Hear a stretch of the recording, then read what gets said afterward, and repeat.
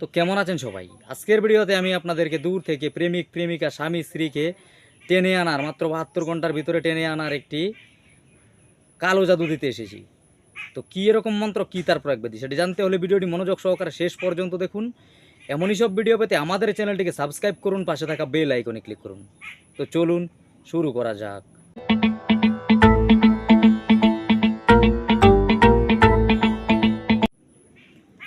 বশীকরণ করতে করতে যদি আপনি হাঁপিয়েও গিয়ে থাকেন যে কাজ হচ্ছেই না কোনো কিছুতে, এই কালো জাদু প্রয়োগ করলে আমি 100% গ্যারেন্টি দিয়ে বলতে পারি আপনার কাজ হবেই হবে। এটা আমি নিজেও পরীক্ষা করেছি, আমার গুরুদেবও এটা পরীক্ষা করেই আমাকে দিয়েছে। উনি এটা দিয়ে অনেক কাজ করেন। এবার আমি অনেককে শিখিয়েছি এই বিদ্যা, তারাও এটা দিয়ে কাজ করেছে, 100% রেজাল্ট হয়েছে। তো আপনার মনে যদি সততা থাকে, আপনি যদি কোনো ভালো কাজ এটা প্রয়োগ করেন, 100% গ্যারেন্টি দিয়ে বলতে পারি যে কাজ হবেই হবে। তো করবেন কি, শনি অথবা মঙ্গলবার দিন সন্ধ্যাবেলা, সে আপনার প্রেমিকা হোক বা আপনার স্বামী বা আপনার প্রেমিক, সে আপনাকে ছেড়ে যত দূরেই থাক না কেন, মাত্র 72 ঘন্টার ভিতরে আপনার সঙ্গে কন্ট্রাক্ট করবে অথবা আপনার কাছে চলে আসবে।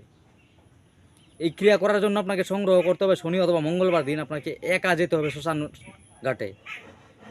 উলুধুনি দেওয়ার টাইমে আপনি শ্মশান ঘাটে যাবেন একাই, কেউ যেন জানতে না পারে, গুণাক্ষরে যেন টেন না পান। এবার করবেন কি, আপনি শ্মশানে গিয়ে শ্মশান থেকে শ্মশানের কয়লা, শ্মশানের তুলসী গাছের শিকড়, শ্মশানের মাটি, সমস্ত কিছু সামগ্রী নিয়ে আসবেন। এবার এই একই দিনে একই টাইমে আপনাকে কবরের মাটি সংগ্রহ করতে হবে। এই সমস্ত কিছু দ্রব্য দ্বারা আপনি করবেন কি, চাইলে আপনি এতে অন্য মাটিও অ্যাড করতে পারেন, অথবা এই মাটি যদি বেশি করে সংগ্রহ করেন, ওই মাটি দ্বারা একটি ছোট্ট পুতুল তৈরি করবেন। এবার করবেন কি, ওই তেল সিঁদুর গুলে ডালিম গাছের ডাল ছিলে একটি কলমের মতো তৈরি করে নেবেন। এবার ধরুন এটা ছবি পুতুল, এটার বুক বরাবর ওই ব্যক্তি যাকে আপনি আপনার বশীভূত করতে চান, আপনি যদি কোনো গুণিনতান্ত্রিক হয়ে আপনার আমার ভিডিও দেখেন, সেক্ষেত্রে আপনি আপনার রোগীকেও করে দিতে পারবেন। তো করবেন কি, ওই ব্যক্তির নাম পদবি লিখবেন যাকে বশীভূত করবেন। এবার যার জন্য করে দিবেন, আপনি নিজে যদি করেন তো নিজেই করবেন, যদি অন্য কাউকে করে দেন তাকে আপনার সামনে থাকতে হবে। এই পুতুলিকা তৈরি করার পর আপনি করবেন কি, নাম পদবি লিখে দিলেন, পুতুলিকার প্রাণ প্রতিষ্ঠা করে দিবেন, চক্ষুদান করে দিবেন। যদি না করতে পারেন সেক্ষেত্রে শুধুমাত্র এতটুকু বলে দিবেন, ঝাক ঝাক ঝাকবি, যে কাজে লাগাবো সেই কাজে লাগবি। ফু মারবেন, 3বার বলে 3টি ফু মারবেন, পুতুল জেগে যাবে। এবার করবেন কি, আপনি ধূপ দ্বীপ জেলে পূর্ব দিকে মুখ করে বসে এই ক্রিয়াটি করবেন। আপনার রোগীকে বলবেন আপনার পাশে বসে থাকতে। আর আপনি যদি নিজেই করেন তো আপনি করতে পারেন নিজেই, এটা বাড়ির ভিতরে আনতে যাবেন না, বাড়ির বাইরে করবেন অথবা নদীর পাড়ে।